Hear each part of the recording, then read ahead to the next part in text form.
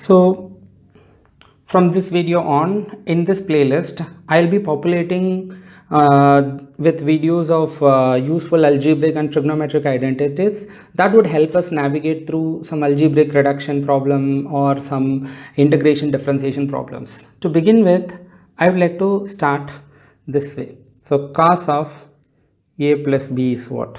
Cos of a plus b is cos a cos b minus sin a sin b. So even the angles and half angles I will deal with it here.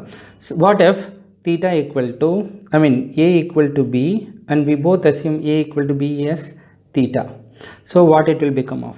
So cos of theta plus theta is cos theta into cos theta, because a and b are same. So sin theta into sin theta. You will get first real use here.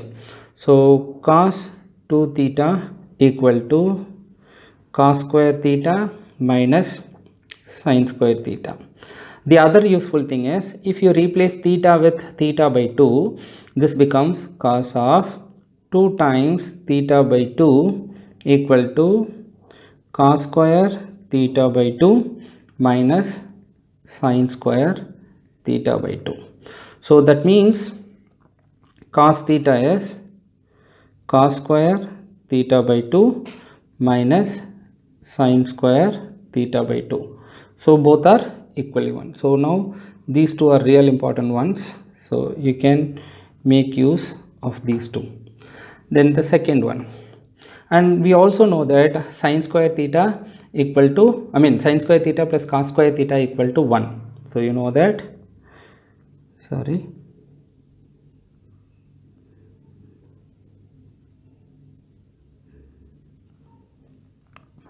sin square theta plus cos square theta equal to 1. So you can choose to substitute for either sin square theta or cos square theta. In this formula, I will try to substitute for cos square theta, and then in the next formula, we'll substitute for sin square theta. Cos square theta is 1 minus sin square theta.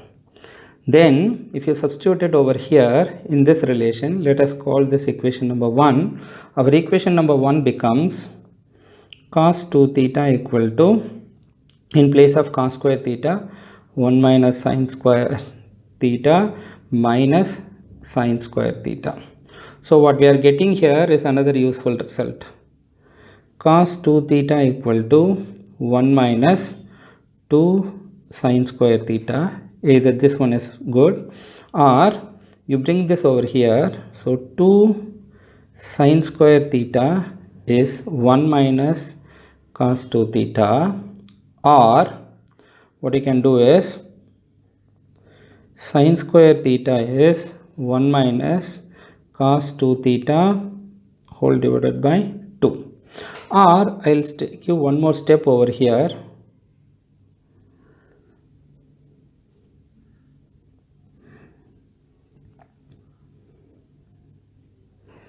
We'll give one more step over here, just a minute.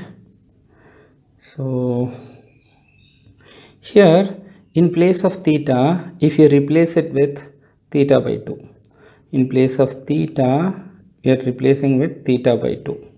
So 2 sin square theta by 2 equal to 1 minus cos 2 times theta by 2. So this is 2 sin square theta by 2 as 1 minus cos theta. This is pretty useful because you might sometimes run into states like 1 minus cos theta is what? You are supposed to take square root of 1 minus cos theta.